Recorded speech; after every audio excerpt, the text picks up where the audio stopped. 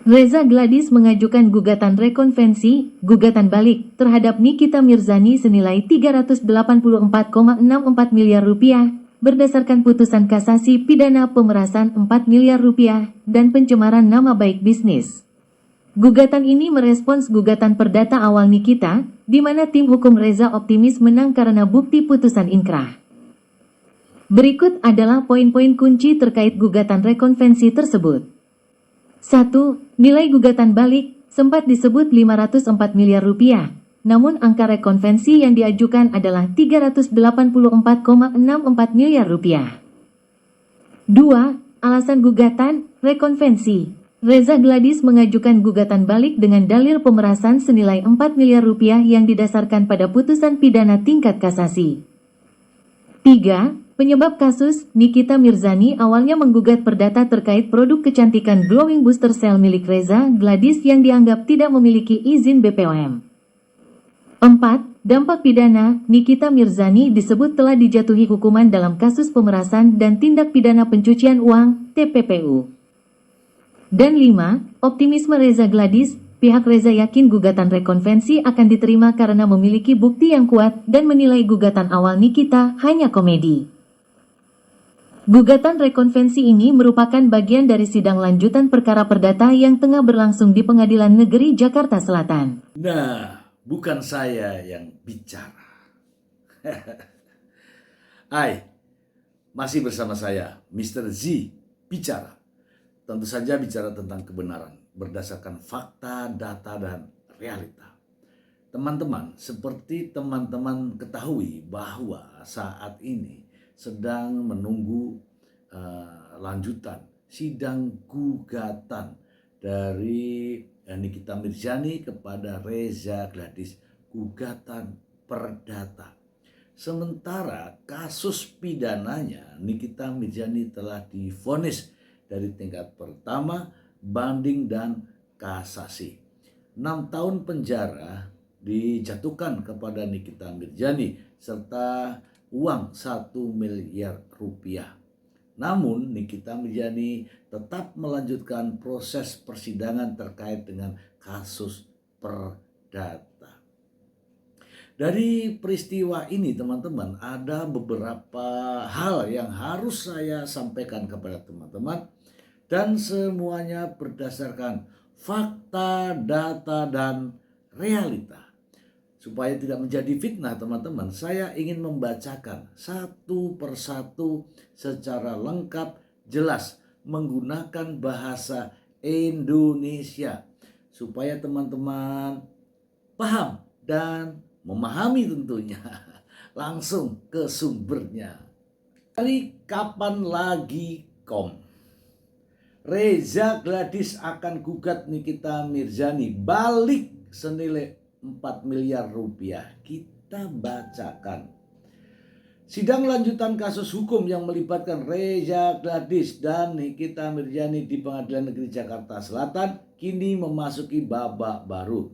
Tim kuasa hukum Reza Gladys menyatakan kelegaan mereka karena rangkaian pemeriksaan bukti dan saksi telah usai. Menariknya, kuasa hukum Reza Gladys Robert Par Uhum justru menilai bahwa gugatan pihak Nikita Mirzani yang dilayangkan kepada klien mereka selama ini tidak memiliki landasan hukum yang kuat dan cenderung tidak logis. Tidak logis. Oke. 1. Argumen penggugat dirasa tidak menyentuh substansi. Pihak pengacara menyebut persidangan ini terasa berbeda dari kasus hukum yang biasa mereka tangani. Mereka merasa argumen-argumen yang diajukan oleh pihak penggugat tidak menyentuh substansi perkara perbuatan melawan hukum yang dituduhkan sejak awal. 2. Pengacara Reza anggap kasus ini komedi. Hari ini, kami ini sebenarnya bersyukur ya. Kami hari ini bersuka cita. Kami karena sidang ini sudah selesai. Tinggal kesimpulan, kami ini advokat. Itu biasa menangani perkara hukum, kasus hukum. Tapi bagi kami, menangani komedi itu sangat susah karena kami bukan komedian, ujar Robert Parhum saat ditemui di Pengadilan Negeri Jakarta Selatan. Robert menambahkan bahwa pihak penggugat seharusnya bisa membuktikan perbuatan apa yang dilanggar oleh kliennya, serta dasar hukum yang mendasarinya. Ia mengibaratkan gugatan tersebut seperti sebuah cerita yang judul dan isinya tidak saling berkaitan, sehingga sulit untuk diterima secara nalar hukum. 4. Pembahasan berbeda. Ibarat film judulnya Pergi ke Sekolah Naik Angkot, ya judul filmnya Pergi ke Sekolah Naik Angkot. Ya yang dibahas bukan proses naik angkotnya, yang dibahas di sekolahnya, gurunya cakep-cakep, direktornya, kepala sekolahnya naik mobil ini ke sekolah, itu yang dibahas. 5. Reza layangkan gugatan rekonvensi. Tak tinggal diam, pihak Reza Gladys pun melayangkan gugatan rekonvensi atau gugatan balik terhadap Nikita Mirzani karena menuntut ganti rugi atas kerugian material yang dialami kliennya. Dasar dari gugatan balik ini adalah adanya dugaan tindak pidana yang sebelumnya sudah putus oleh yang berwenang. Buktikan perbuatan Nikita. Gugatan rekonvensi kami itu juga sama, perbuatan melawan hukum. Kami buktikan ini loh perbuatan Nikita, meminta uang 4 miliar. Ya ini perbuatan hukumnya, kami kasih tahu pasal sekian, pasal sekian, pasal sekian, pidana, papar Robert. 7. Buktikan Nikita bersalah. Keyakinan tim kuasa hukum Reza Gladys semakin kuat dengan adanya bukti putusan Mahkamah Agung yang sudah berkekuatan hukum tetap atau ingkrah. Mereka menegaskan bahwa segala tindakan yang diambil oleh kliennya adalah bentuk penggunaan hak warga negara yang sah di mata hukum. Kami bisa buktikan dengan putusan pidana yang berkekuatan hukum tetap bahwa Nikita terbukti bersalah melakukan tindak pidana pemerasan, tutup surya batu bara yang juga kuasa hukum Reza Gladys. Oke, teman-teman sudah mendengarkan saya menggunakan bahasa Indonesia. Anda mungkin tidak sependapat dengan saya, tapi tunjukkanlah alasannya yang logis tentunya. Oke, yang logis. Jangan asal komentar, asal bertanya, tapi tidak logis. Ya, teman-teman, saya sudah bacakan tadi bagaimana kronologis yang sebenarnya, bahwa gugatan rekonvensi itu namanya gugatan balik, teman-teman. Kalau gugatan balik ini dikabulkan, ini bahaya, teman-teman. Bahaya. Inilah konsekuensi daripada gugatan perdata perbuatan melawan hukum.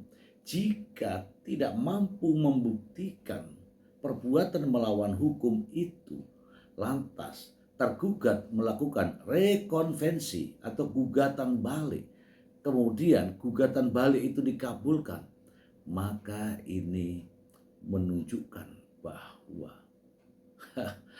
apa yang disampaikan itu ya benar, komedi. Ini berbahaya, teman-teman, karena gugatan rekonvensi memiliki konsekuensi hukum. Gitu ya. Bacakan langsung saja dari kumparan hit. Nih ya, bantah dalil gugatan Nikita Mirzani, pihak Reza Gladys bohong semua. Iya kan?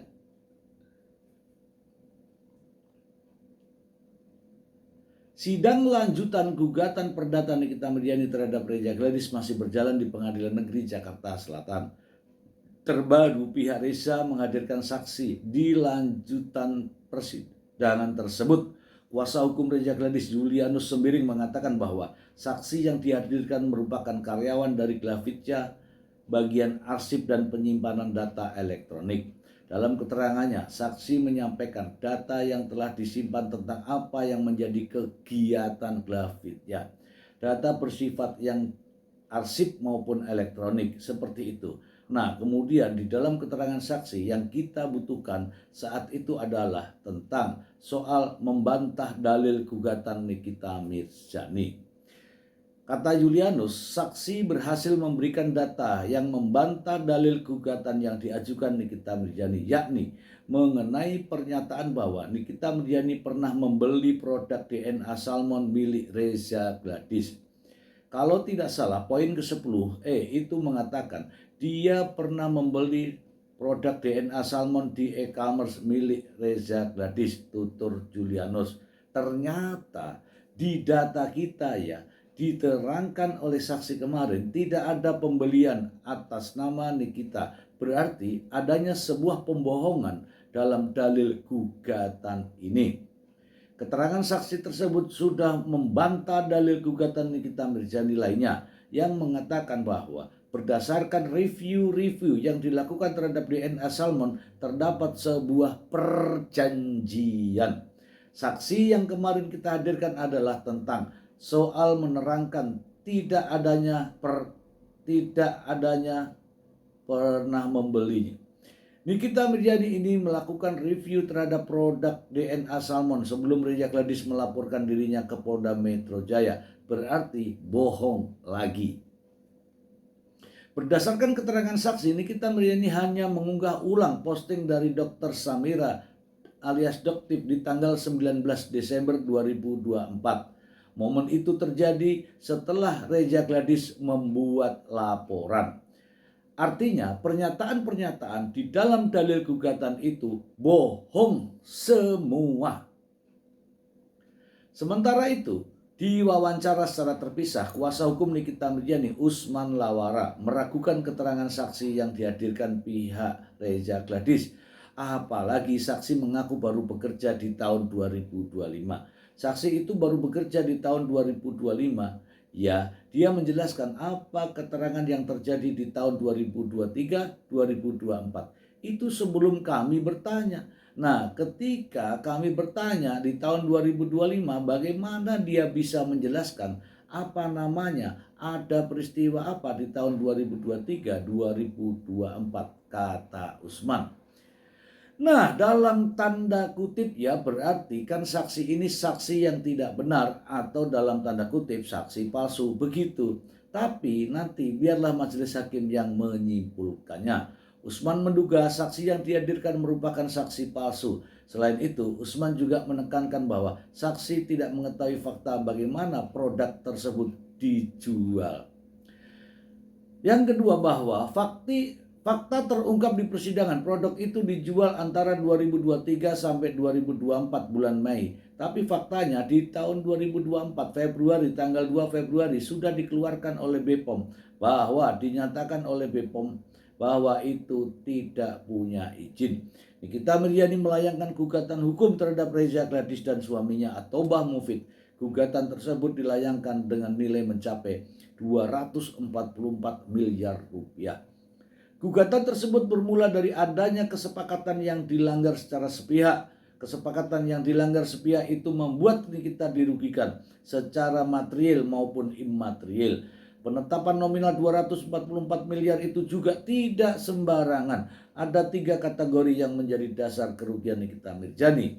Hal tersebut mencakup kerugian material hingga imaterial. Oke. Tadi disebutkan di dalam informasi ini, kalau tidak salah, karyawan bekerja baru masuk tahun 2025. Bagaimana bisa mengetahui peristiwa apa yang terjadi tahun 2023 sampai 2024? Ya, kalau di bidang arsip tinggal membaca arsipnya, pasti di situ ada peristiwa-peristiwanya. Saya kira itu mudah dijawab ya. Kemudian terkait dengan kerugian material dan imaterial, tentu saja harus dibuktikan. Apa yang dilakukan oleh Nikita Mirzani bersalah atau tidak. Kalau itu bersalah artinya itu sudah konsekuensi, sudah resiko. Tidak harus menggugat, tidak. Karena itu konsekuensi atau resiko perbuatan pidana, yaitu pemerasan dan tindak pidana pencucian uang sebagaimana dimaksud dalam vonis surat keputusan, surat putusan dari hakim. Kalau mau menggugat seharusnya gugat tuh putusan itu, kan begitu ya? Ya enggak? Harusnya begitu. Karena apa? Yang memutus itulah yang membuat Nikita Mirzani berada di dalam penjara. Saya menggunakan bahasa Indonesia, tentu saja bahasa Indonesia yang sederhana, yang mudah dipahami agar teman-teman juga paham dan memahami. Bukan aduh. Nah teman-teman, ini ada yang menarik dalam peristiwa gugatan tersebut. Teman-teman mungkin sudah tahu, tapi alangkah baiknya kalau saya beritahu. Saya akan menggunakan bahasa Indonesia yang jelas dan sederhana. Kita langsung saja ke sumbernya. Nikita Mirzani tuntut audit gaji Reza Gladys di pengadilan Jaksel. Baca ya, kita baca ya. Artis Nikita Mirzani memperjuangkan gugatan perdata terkait gugatan perbuatan melawan hukum terhadap Reza Gladys dalam persidangan yang digelar di Pengadilan Negeri Jakarta Selatan pada Rabu 29 April kemarin. Dalam agenda tersebut, pihak penggugat menyoroti legalitas penghasilan tergugat yang dinilai tidak wajar. Dilansir dari Detik Hot, Nikita Mirzani yang diwakili oleh kuasa hukumnya mempertanyakan status Reza Gladys sebagai karyawan di PT Glavica RMA Group namun memiliki pendapatan fantastis. Pihak penggugat mendesak adanya pemeriksaan lebih lanjut oleh otoritas terkait mengenai aliran dana tersebut.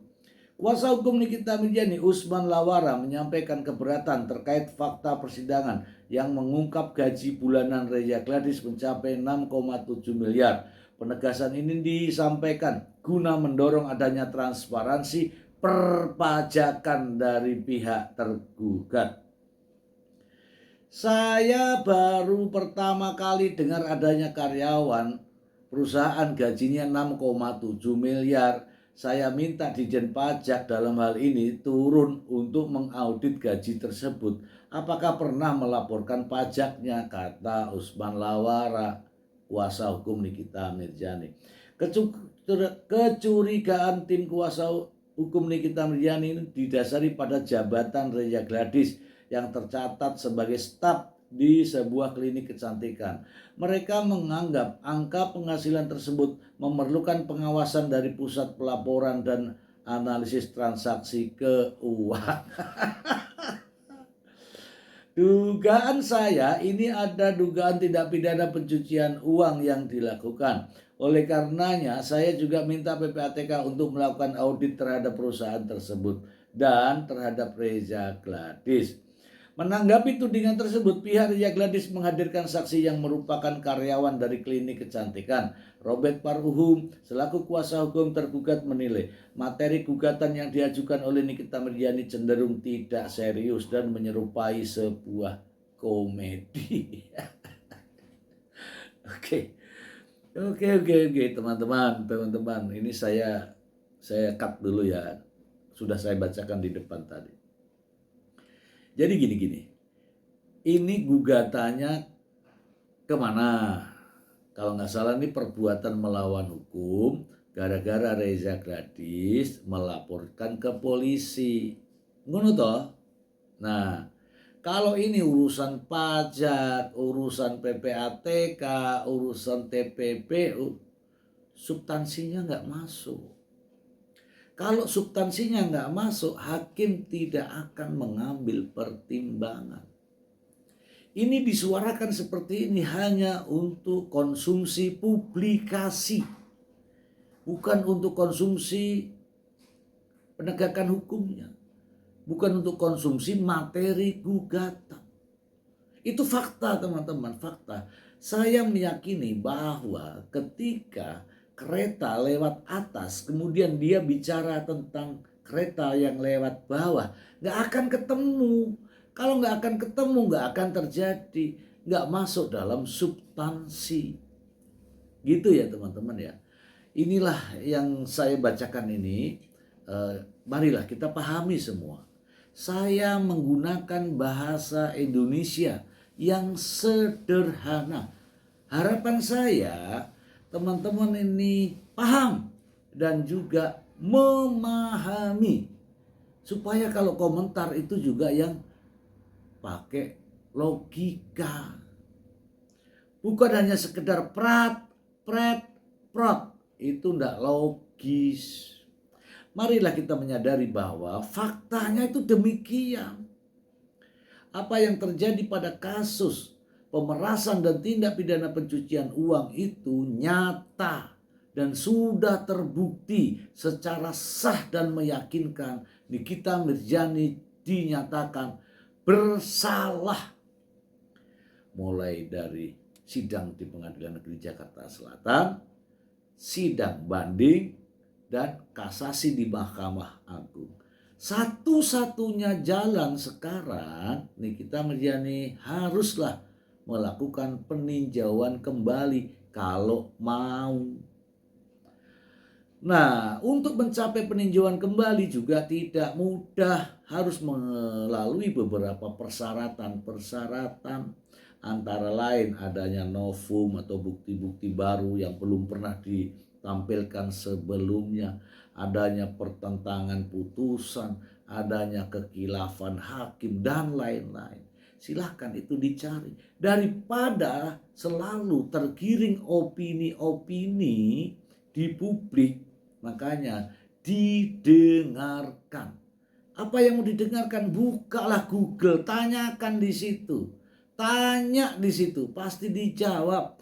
Tapi ingat, kepalanya kosongkan dulu. Ya kan? Ya seperti kamu-kamu semua itu. Terlalu Mr. Z membela ini, Mr. Z membela itu, Mr. Z dibayar ini, dibayar itu. Aku itu sudah bekerja, sudah gajian. Aku sudah gajian, jadi tidak perlu repot-repot. Gitu ya. Saya hanya mau menjelaskan kepada kalian. Supaya kalian paham dan memahami. Nggak terlalu bego. Oke teman-teman. Mudah-mudahan teman-teman bisa menerima. Kalau mau menerima. Kalau enggak apa-apa. Silakan saja tulis komentar apapun tulisan Anda yang buruk-buruk, yang mendiskreditkan saya. Tidak ada pengaruhnya bagi saya. Oke, itu saja. Semoga bermanfaat. Terima kasih. Bye.